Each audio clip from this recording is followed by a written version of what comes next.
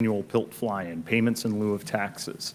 This is an annual event that NACo puts on that many of you have attended in the past. Many of you have attended this briefing to learn more about the program, and we certainly appreciate that.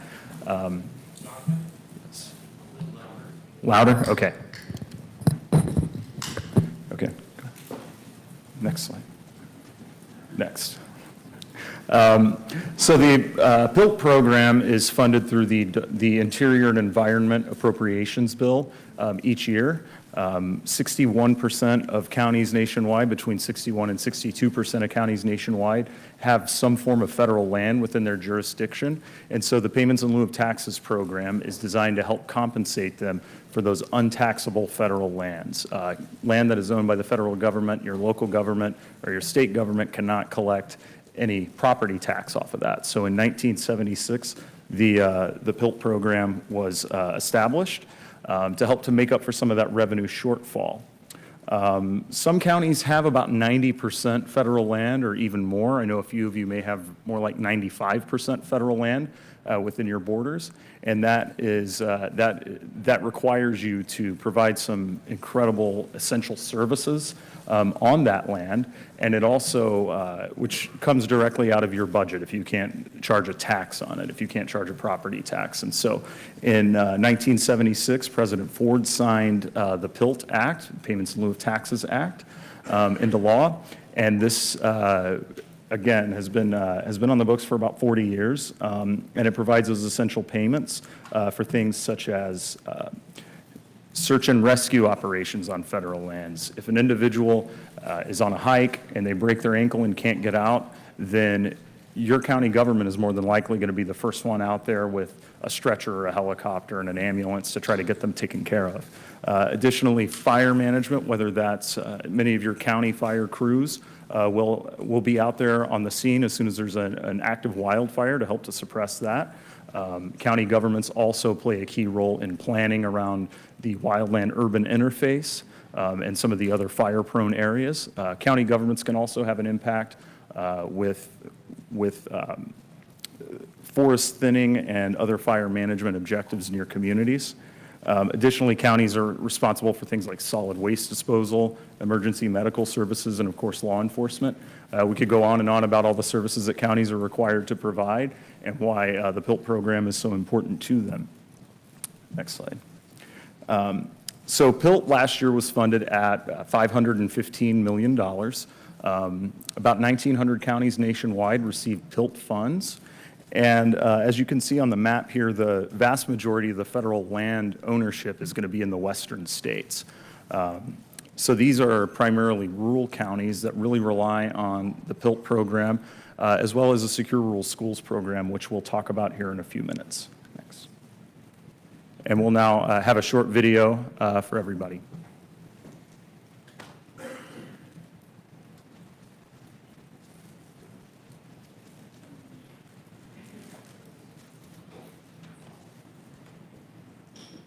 Federal lands cover nearly 1/3 of the United States, touching 62% of America's 3,069 counties, parishes, and boroughs.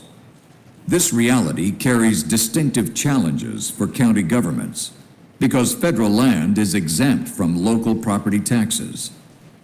Meanwhile, our local governments still need to provide vital yet costly public services that support our communities, residents, and businesses, as well as the 720 million people who visit federal lands each year. That is why federal public lands issues matter to counties, and why counties matter to America. To compensate the nearly 1,900 counties across 49 states that are home to federal lands, Congress created the Payments in lieu of Taxes, or PILT program, to offset the lost property tax revenue and help counties provide essential services such as road and bridge maintenance, law enforcement and courts, emergency response, fire protection, public health, and solid waste disposal. Without PILT, counties across the country would be unable to provide vital services. Members of the National Association of Counties continue to call on Congress and the administration to provide full mandatory funding for PILT. Additionally, more than 720 counties and 4,000 school districts in 41 states are impacted by another crucial program known as Secure Rural Schools, or SRS. SRS was established in the year 2000 to provide stability for forest counties and school districts, many of whom are facing immense financial hardships due to changes in federal environmental policies that have resulted in sharp declines in local revenue from federal timber harvests. Until federal policies are reformed to allow for more active and healthy forest management, forest counties now rely on SRS payments to support roads, schools, and other emergency and essential services. Without SRS funding, counties and school districts would be forced to terminate employees, cancel teacher contracts, stop construction on critical infrastructure, and reduce many other services. The message is clear. Congress must act to fully fund PILT and provide a long-term sustainable solution to address the SRS funding crisis.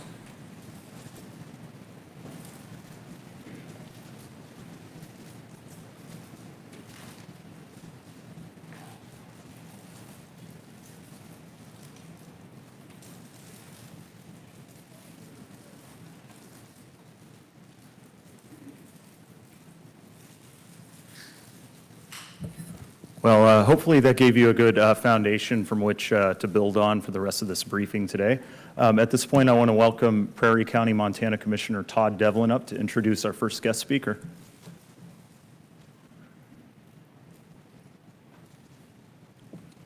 Good afternoon.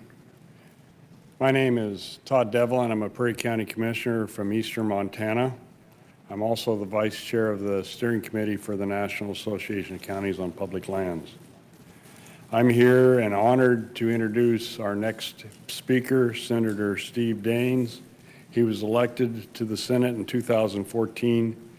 He's on the committees of Appropriations, Finance, Indian Affairs, and Energy and Natural Resources.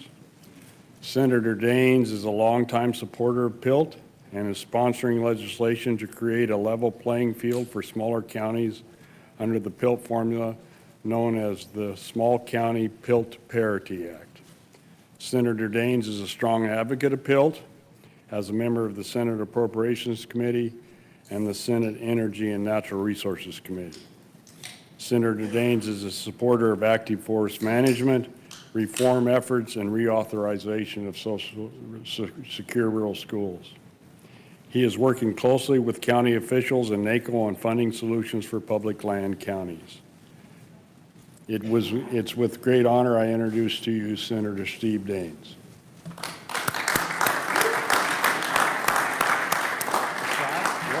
Blue up there, isn't it? What's that? Is that right? Well, thank you. Thanks, Commissioner Devlin. It's an honor to be here. I've always said our county commissioners, if there's any particular role in government service and public service, I think our county commissioners in many ways represent the essence of local government and public service. In fact, when we have issues back home in Montana, trying to find out where the people stand on a particular item, usually my first question to my staff will be, where are the county commissioners on this particular item? Because I really think you all have to oftentimes span the sometimes the dynamics between the cities and the rest of the county, and as you all know better than I do, they can have differing opinions sometimes. And so thanks for what you do here for our communities, for our country. My roots in Montana go back about 5 generations. I had a great-great-grandmother who came out to Montana. She went from Norway to Minnesota and then eventually to Montana in a very rural part of our state, north of Great Falls. She's buried about 23 miles east of Conrad, Montana, where a lot of my cousins and my great-grandma and great-grandpa are all buried there as well. And so I guess I share that with you because though I grew up in Bausman, and if you know much about Montana, Bausman is one of the fastest growing, what they call micropolitans in America, less than 50,000 people. There's a lot of folks moving there right now and changing many things about our community. It's growing quickly, so forth. But if you think about the essence of Montana, our 56 counties, we are a very rural state, and many of you can relate to that. commissioners back in Montana who have to jump on county road graders because they've had to lay off staff to plow the roads so they can get the snow moved, so we can get the school buses out there to pick up the kids and get them into town. Those aren't made-up stories. That's actually happened at times back home in Montana, and that's the importance, certainly, of PILT. Far too often, I think our rural communities get pushed aside, and that's bringing that voice to this debate and these stories is very, very important. PILT payments deliver a critical part of our county government revenues to support basic government. As I've looked at the uncertainty that this city creates for you all, where you're not sure if it's going to get reauthorized. When the payments come, you got the whole issue of payment in arrears. So if we're trying to project what you can do here in terms of spending to provide basic government services, frankly, is a tragedy. And one of the problems I think we see with the current PILT, every so often having to reauthorize and create that uncertainty for you to manage your respective governments in your local communities. The bill that Commissioner Devlin mentioned, this Small County PILT Parity Act, really comes from the fact that we have several large counties in Montana in terms of square miles, but relatively low populations of less than 5,000 people. That describes a lot of where Montana is. And so we have 9 counties such that would ensure that we basically true this up. It's not a zero-sum game, so if some of you are worrying about the fact, well, if you do that, does that mean we'll lose some of our PILT funding? The way the bill is written is it would not. Have in terms of population, but large in terms of geographical area, and I've worked that closely with Commissioner Devlin and others from Montana who have those kind of situations. We've already got 5 bipartisan supporters. We're working on more of these to move this forward and get this on President Trump's desk. But anyway, I just want to let you know you have a strong advocate for these programs, both PILT and SRS. If I had it my way, I think I would have you all just send a tax bill to the federal government. Just consider them to be one of your folks living in your county with a big landowner there, and just assess the value of that land and say, federal government, why are you any different than anybody else here? Figure out a reasonable assessment on it and have them pay taxes on it. But I know there's some hurdles to getting that done. But I'm looking for ways to try to get out of this hamster wheel that we have with PILT and, frankly, SRS. They have a sustainable. The right answer long term is to bring back our natural resource industries back onto our lands here and generate it that way. But I'm also realistic to know that we're fighting that battle. We also have to look at a way to provide certainty for you all in terms of your funding streams coming from the federal government. So thanks for your support. We'll keep working on this particular bill as it relates to the PILT Parity Act. And just know that I'm glad to be your voice here in Washington, and thank God for the rural America as it relates to bringing that voice back here to Washington, D.C. Thank you.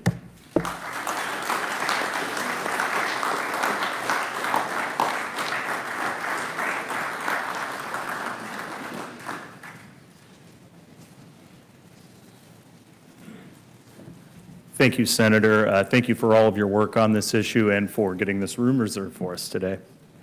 I'd now like to welcome Harney County, Oregon Commissioner Mark Owens to introduce Senator Wyden.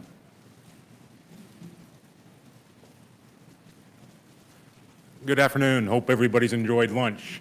Thank you. Mark Owens, Harney County Commissioner, also Chair of the Payments Committee at NACo. It is my honor and privilege to introduce to you a senator that was elected in 1994. He has been the biggest champion of PILT and SRS of anybody in Congress. He was the original legislation in 2000 that got this ball rolling. Even as late as the 2018 omnibus, he went in and led the lead to find the money in order to reauthorize this.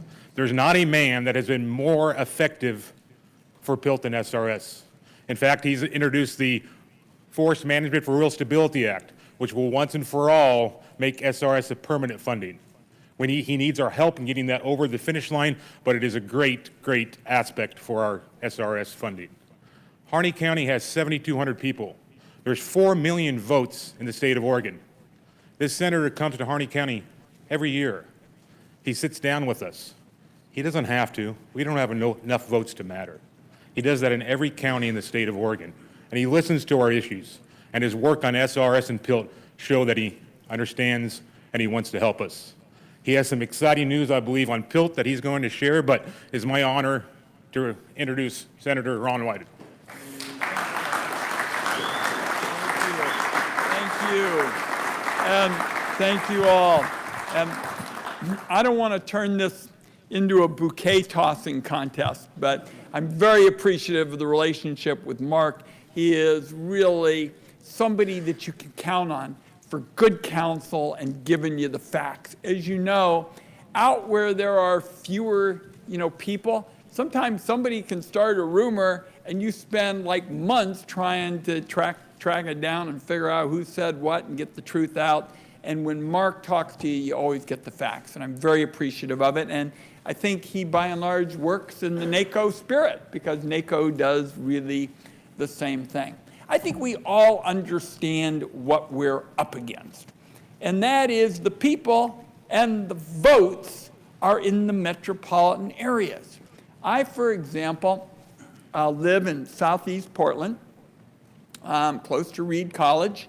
I went to school on a basketball scholarship.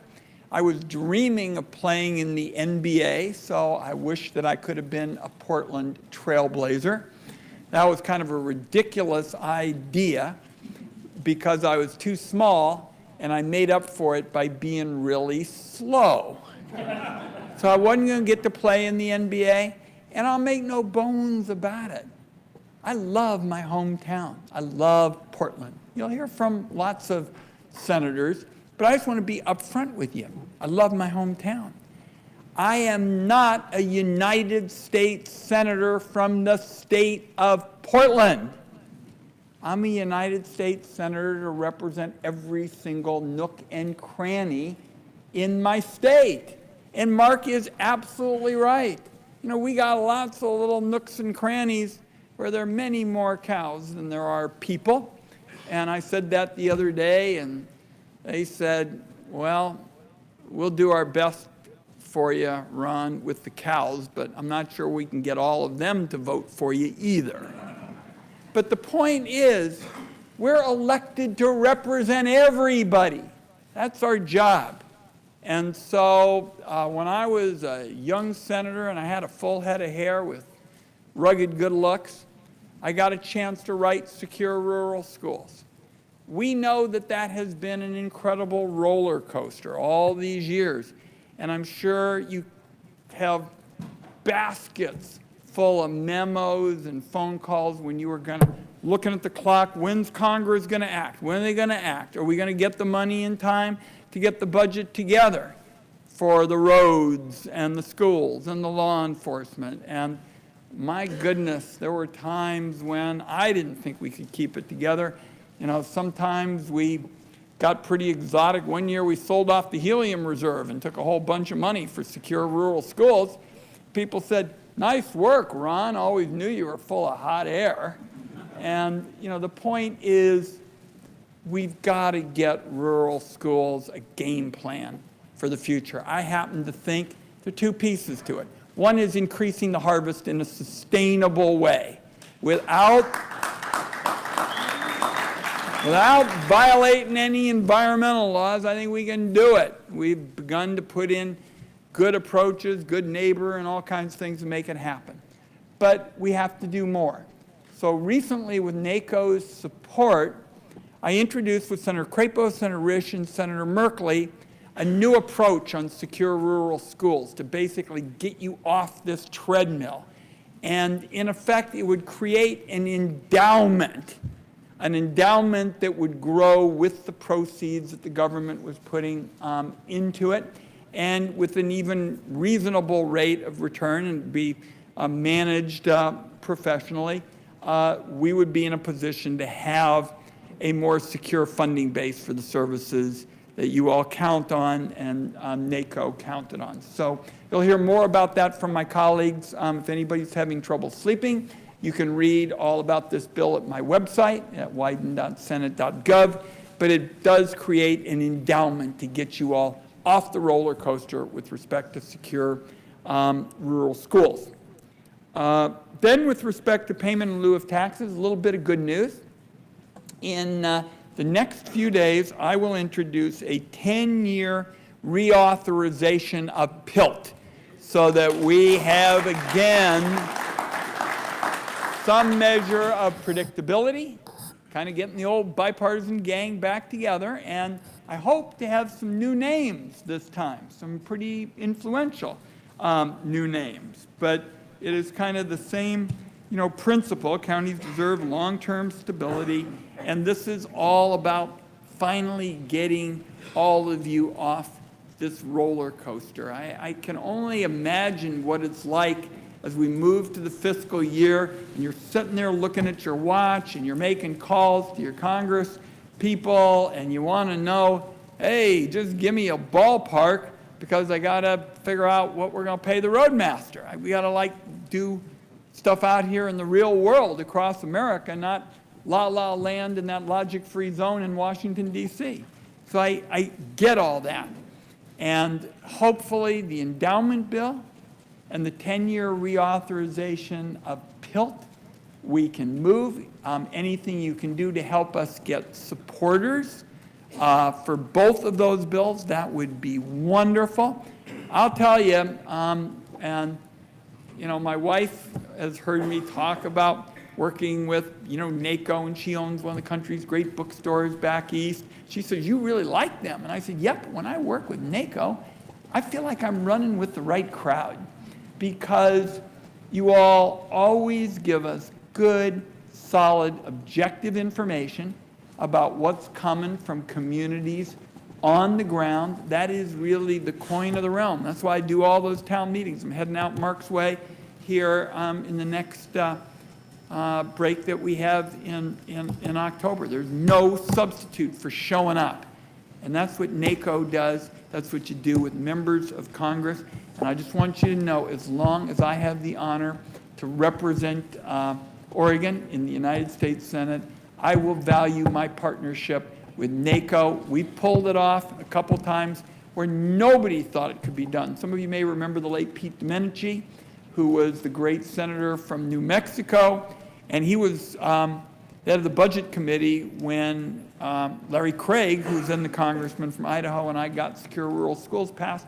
He came to me 7, 8 years later, and he goes, how in the world did you guys talk me into that? How did you talk me into it? And I said, because you heard from the grassroots. It's still about hearing from the grassroots. Because political change isn't top down. It's grassroots up. And that's what NACo does best, and I am honored to be your partner. Thanks for having me.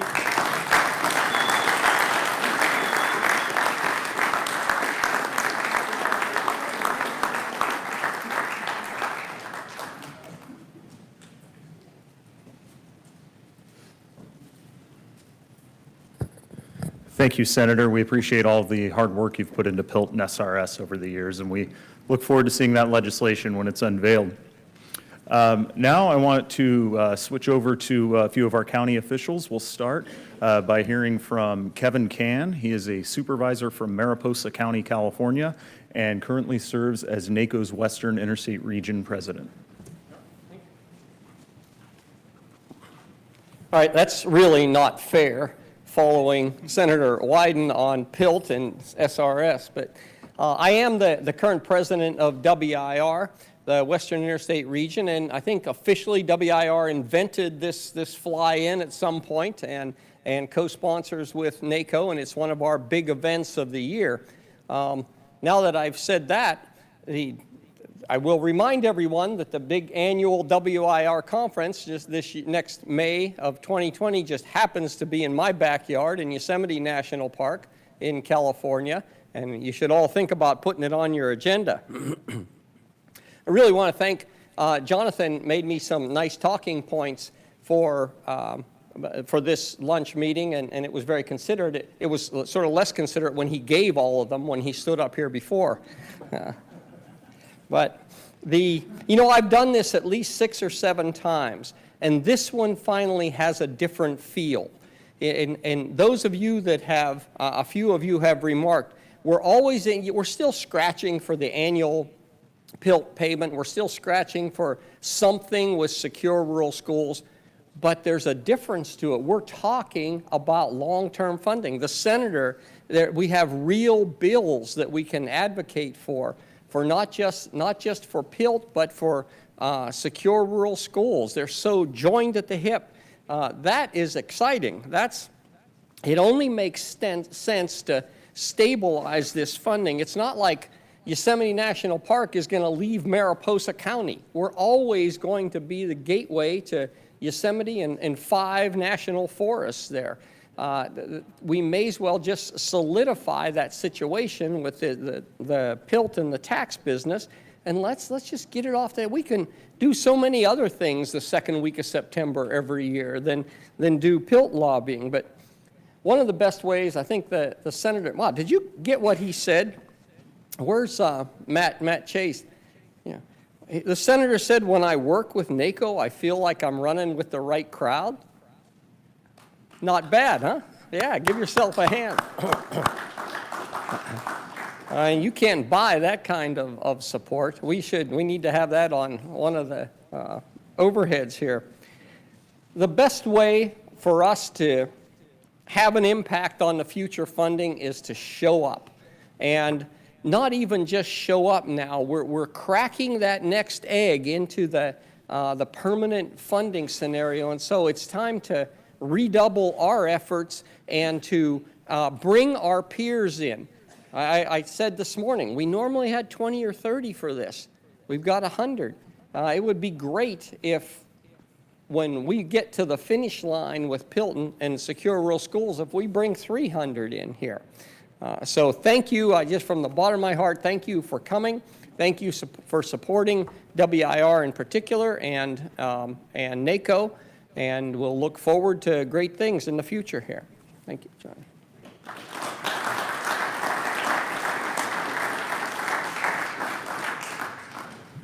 Thank you, Supervisor Can. We appreciate that. Up next, we want to bring in Commissioner Joel Bausman. He is a past president of the Western Interstate Region, and he lives in Sublette County, Wyoming, which is just south of Jackson Hole, which I think is the best place in the world. So,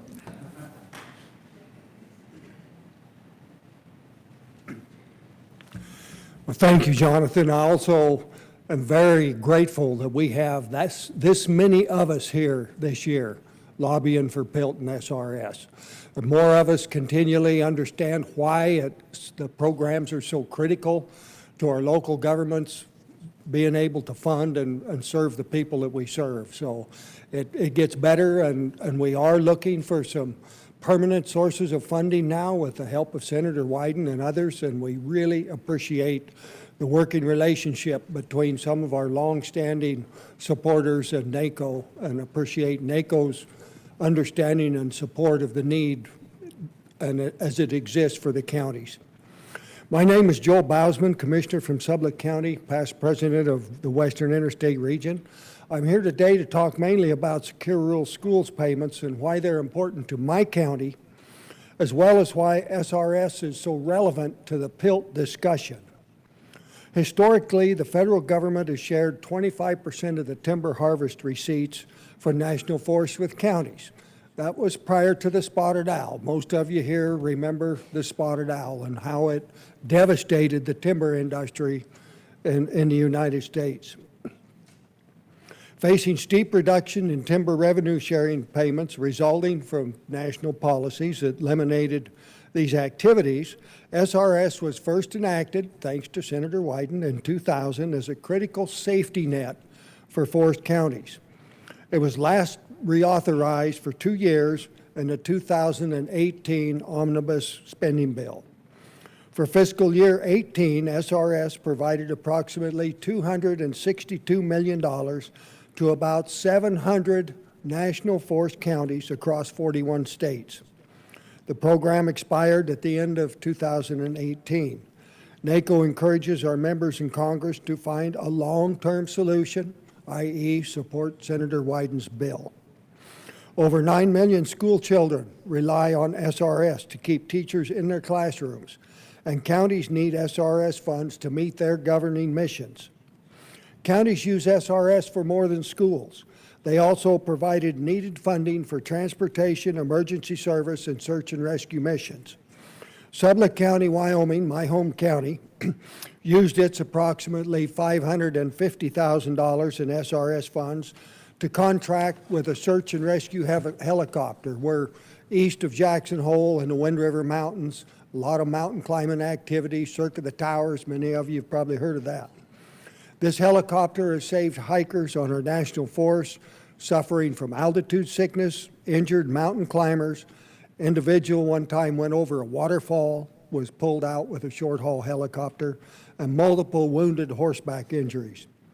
SRS provides local governments with the resources to protect and save these lives in dangerous situations. Another important reason, and there's some misunderstanding on this and it needs to be made clear, another important reason to reauthorize SRS is that the PILT formula is directly tied to SRS. So if a county receives an SRS payment, that money is deducted from your PILT payment as a prior year deduction. You don't get it on top of PILT. You get it as a portion of that. So if SRS is not funded, the counties that receive large SRS payments would then become favorable for an increased PILT payment, which has the effect of spreading the PILT funding thinner. So every county would lose money if they eliminated the SRS funding. So that's why we must fully fund PILT in 2020 to protect it. A long-term funding solution, I've often suggested that to look at the LWCF as an earmark. And we hear over and over from our Wyoming senators, we believe in funding PILT, but we need to find a source of money so we know where the money's coming from. Take a look at LWCF as earmarking a tiny portion of that for permanent funding of PILT. It would be easy to do, and most of that money comes from the federal lands in the first place, revenue from mining, natural gas, coal, whatever it is.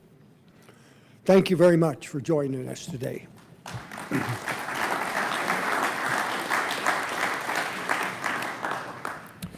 Thanks, Commissioner. The main town in Sublette County is Pinedale, and their slogan is "All the civilization you need." And I think they really mean that there. All right, now we'll welcome Commissioner Chilcott from Ravalli County, Montana, who will introduce Congressman Westerman.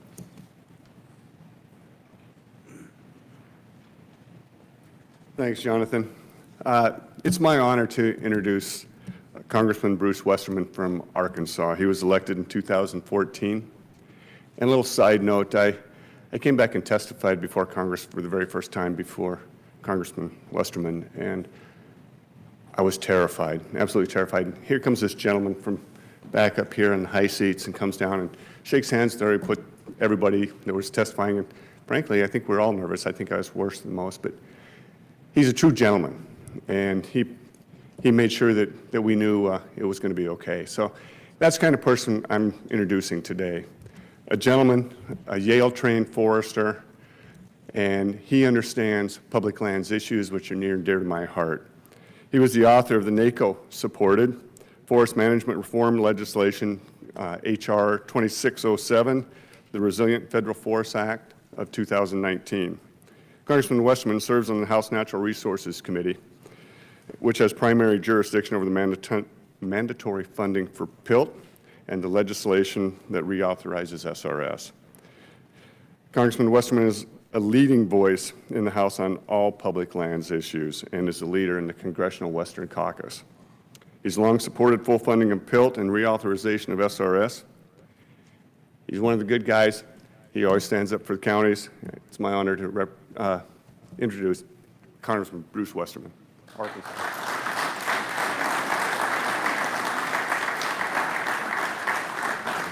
Thank you very much. It's always good to be with you and to get a chance to talk to you about issues that are near and dear to me that I know are near and dear to you. We can talk about PILT and secure rural schools. You all understand that issue. You probably understand it better than anybody else. You might wonder what somebody from Arkansas knows about PILT and secure rural schools, but I actually have a lot of federal land in my district, some counties that well over 50% of the land base is in federal land, and they've always relied on PILT and now, I say unfortunately, secure rural schools. The federal government had to create a new program because they were managing federal lands poorly and not generating the revenue off of the federal lands like they had in the past. And I thought that was a fitting comment from the last speaker about, what we really want is to generate more revenue off of federal lands. And that's something that I work on daily here in Congress. We've done a lot of work on forestry management, and there's just a ton of win-win situations when we manage our forest correctly. Number one, it does help rural economies. I can show you economies in my district, small towns, rural America, that's been hurt by the lack of management of federal lands. And each one of you, from wherever you're from across the West or across the country, if you've got federal lands in your district, you know exactly what I'm talking about. So not only can we help rural economies, we can help the environment. We can make our forests more healthy and resilient. We can make create better air quality, better water quality, and better wildlife habitat. All those things are benefits from managing our forest in the way that, quite frankly, Gifford Pinchot said we should manage them. He said we should do the greatest good for the greatest number for the long run. That's still the motto of the Forest Service. And I believe that the folks that we have at the helm of the Forest Service and in USDA right now, they believe that, they're working towards that, and they're making progress. I was able to host Chief Christensen in my district last week and took her out with the local Forest Service and was able to show her where we've done landscape restoration projects. And we did it in the name, I say we, this was 20 to 30 years ago when this started, but it was to help restore habitat for the red cockaded woodpecker, which was an endangered species. But they did this by cutting timber, using sound forest management to cut the timber. They sold the timber, which paid for the restoration work, and the benefits have been phenomenal. And we've seen this replicated in other parts on the Ouachita and Ozark National Forest in Arkansas, and we're seeing it replicated across the country. And really, that's the kind of management that we need, and everyone can win from that. But we're facing a bigger situation when it comes to forestry, and that is having markets for the timber that we have. If we could go manage the national forest the way that it needs managed right now, the first question would be, what do we do with all this wood? And I was actually, over the August break, I was out in California on the Tahoe National Forest, and they've devastated the markets so much out there, and they've lost so much infrastructure that they're finally doing a little bit of what I call triage. They're cutting timber along the roadways where fires tend to start. They're doing some thinning on the power lines where fires like the campfire started. And they're doing management in critical watershed areas, which that's essentially the state of California, where there's a forest is a critical watershed area. But they're not finding markets for what they're cutting off. I mean, it's having to be pretty heavily subsidized by the state of California and really by the federal government because of some of the management practices that are taking place. So that's why a big focus of mine is how do we create more markets for wood, and that also is going to help rural America when we do that. It's going to provide those jobs that rural communities rely on. In my state, at the University of Arkansas, which that's where I did my undergraduate work, we've actually built a library storage building out of mass timbers, and this fall, students moved into two 5-story wooden dormitories that were built on the campus. There's going to be a big symposium there in October talking about mass timber construction. The Architectural School of Architecture and the College of Engineering, they're all bought in on this. They're cooperating with the USDA using some funds that we got put in the Farm Bill last go-around. And as a result of that, we're seeing exactly what we hope to see. If you're not that familiar with Arkansas, Fayetteville, where the university is up in the northwest corner. Their next door neighbor is Bentonville, where a little company called Walmart is headquartered. They're building a new corporate headquarters, and they've announced that this whole headquarters, which will be larger than some college campuses, will all be built out of mass timber from trees cut in the state of Arkansas. So now we have a mass timber manufacturing facility there that's in my district, and we're creating more markets for wood. I was in Japan recently, and I talked to them about, you're getting away from nuclear energy. We have a lot of wood that could be used for energy. There's a growing pellet business in our country. Not really any markets for pellets that make economic sense in our country, but if a country like Japan that doesn't have energy resources wants to buy our wood, it could be a real win-win situation. So that's why this trade agreement with Japan is an important thing as well. But at the end of the day, I think we've got to look at big picture ideas on how we get more markets, how we get more sound management, and how we help rural economies, basically by letting them do what they want to do and work and manage and create jobs. And you all are great at that. Rural America is, I hate to say it's the best part of America, but coming from rural America and representing a rural district, I'm very biased and fond of rural communities all across this country. And I will say that this administration recognizes that too. And there's things that are happening. It doesn't ever happen as fast as we would like to see it happen. But things are happening, and I think we're headed in a better direction. And with time, we're going to see a bit of a revival in rural America. So thank you for the work you do. It's critical. You're spread out all across the country, whether you have a county or a parish or whatever you call it.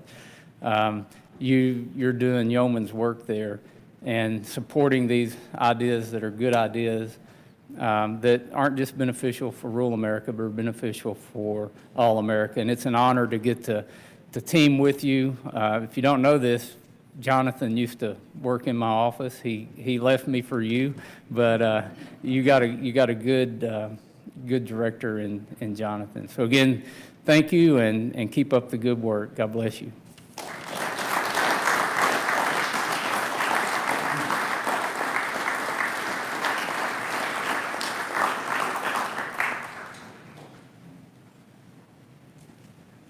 Thanks, Congressman. We appreciate all the work that you do on forest management and county payments issues, and it, of course, means a lot to me personally that you come to this meeting every time we have it, so thank you for that.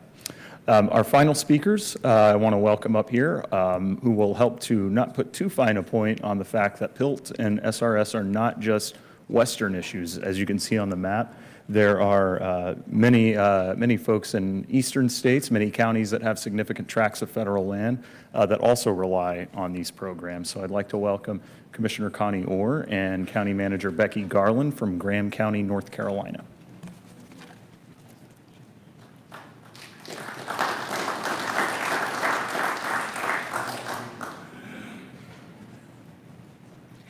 Good afternoon, everybody. It looks like we got a much bigger crowd this year than last, so I appreciate everyone who's come.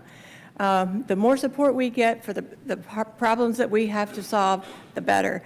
I am from Graham County, that is Robbinsville, North Carolina, home of Ronnie Millsaps, the blind country music singer.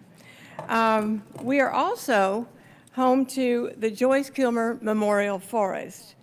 It is a beautiful landmark with numerous stands of virgin poplar trees. Many of these trees boast a circumference of 40 feet. Now, the forest was named for a World War I veteran and a poet by the name of Joyce Kilmer.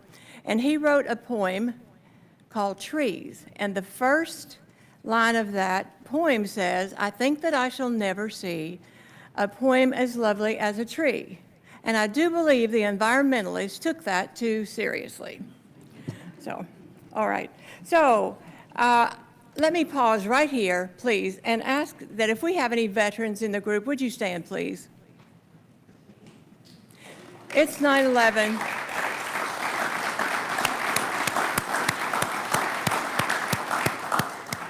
Thank you so very much for your service. Honored to be in your company. Graham County is also the gateway to the Great Smoky Mountain National Park, which is the most visited park in the Americas with 10 million or more travelers annually. As you can see, and as has been mentioned, this is a little more than a Western problem, because we're kind of on the east coast of the United States, and we deal with the very same problems that you all do on the West Coast. And let me give a shout out to Team 8. They've had to listen to the same story all morning, so I was with a great team this morning. Thank you, guys. All right. North Carolina has 100 counties. 67 of those counties receive some sort of PILT payments. Now, Graham County receives $315,000 in PILT payments. That's for this year, 2019.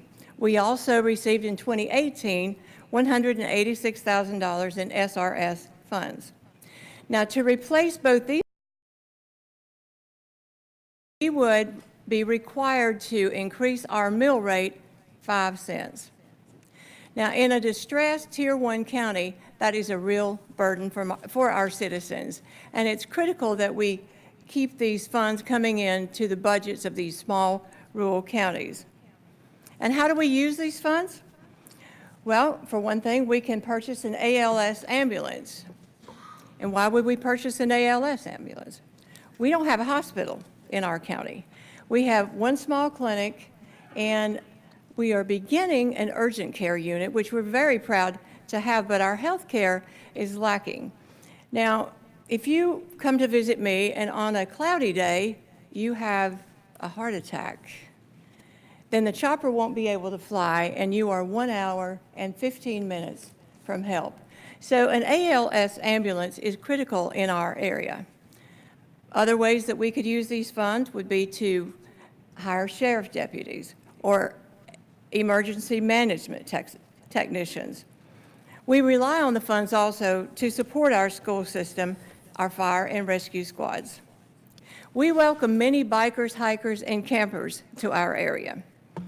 Over the last several years, fire and rescue squads have conducted 301 searches on federal lands and have located 443 lost hikers, all on public lands.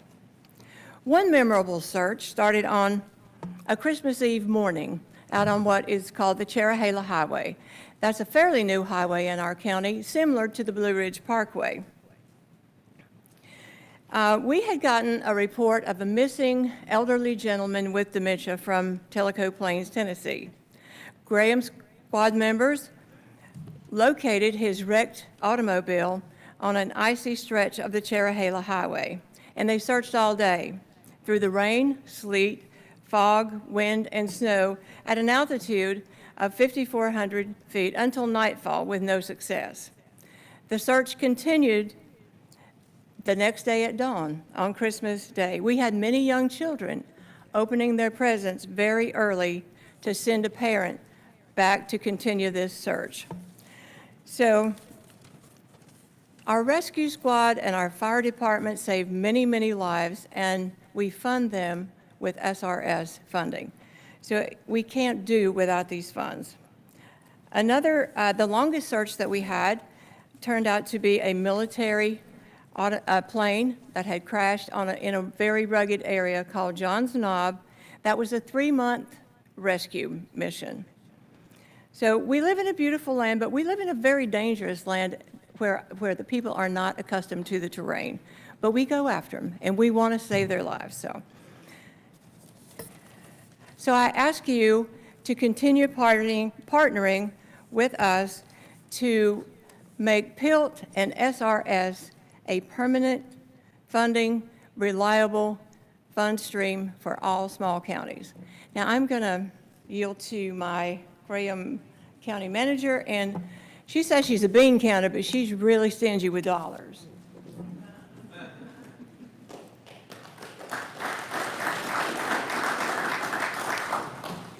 So my name is Becky Garland, and I am I always say I'm the finance officer of Graham County before I say I'm the county manager, because that's my first love. And I'm just going to take just a moment, because as a budget officer, I'm the one that's responsible for trying to make all of the dollars and cents make sense for a small county. And I just want to underscore a couple of points that Commissioner were made. If Congress fails to act, we have, as county governments, received our last fully funded PILT disbursement for 2019. If Congress fails to act, these payments will remain as discretionary payments, subject to annual appropriations, meaning that Congress can choose to pay or not to pay their property taxes. You know, in Graham County, if we have a taxpayer who refuses or cannot pay their property taxes, then we foreclose on that property. We're not able to foreclose on the federal government.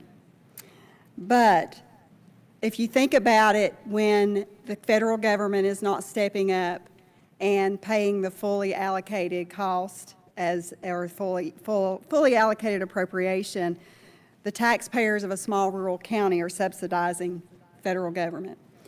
And essential services such as solid waste management and public safety that have to be provided no matter what fall by the wayside, or the folks just have to pay more taxes. We need to stop merely surviving as small rural counties, and we need to start thriving, and the federal government needs to be our partner. PILT helps to cure these inequities, and it helps smaller counties who have a large percentage of federal lands to compete with those other counties who have a tax base.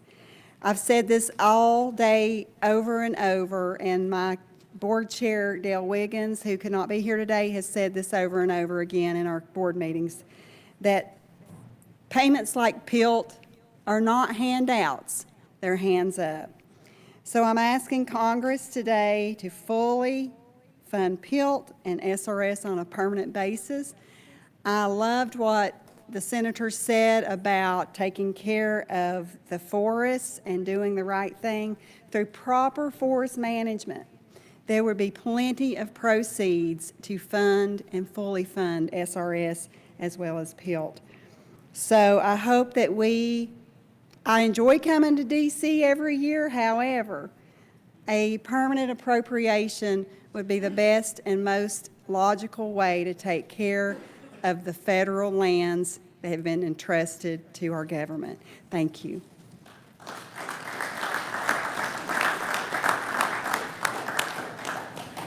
Thank you. We appreciate you sharing your county's story. Just to close up, I just want to say thanks to everybody for coming today, including those who are in town helping us with our efforts. I'd certainly want to say thank you to Senators Wyden and Daines, as well as Congressman Westerman, for not only all of their efforts, but of course for coming here and speaking with our group today. And with that, I think we'll wrap up and start our afternoon meetings. Thanks.